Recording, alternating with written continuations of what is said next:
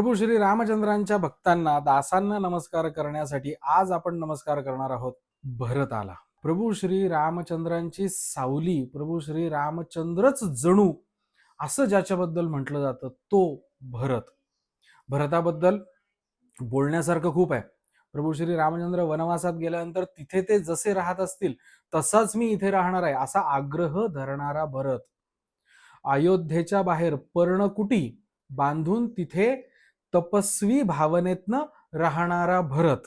प्रभू श्री रामचंद्रांच्या पादुका सिंहासनावर ठेवून त्यांचा कारभारी म्हणून सगळा राज्यकारभार बघणारा भरत। याही पेक्षा जास्त एक खूप महत्वाची गोष्ट मला भरताबद्दल तुम्हाला सांगायची आहे, ती म्हणजे ह्या 14 वर्षामध्ये ज्यावेळेस प्रभू श्री रामचंद्र भरताच्या जवळ नव्हते, ते वनवासामध्ये होते, त्यावेळेस भरत रोजचं काय जेवत होता। श्रीमद भागवत पुराणामध्ये याचं फार सुंदर वर्णन आलेलं आहे। भरत रोज फक्त जवाच्या कण्या गोमूत्रामध्ये शिजवून खात होता। कितीतरी अशा गोष्टी भरताबद्दलच्या आपल्याला दिसतील, पण त्यासाठी रामायण तर वाचलंच पाहिजे।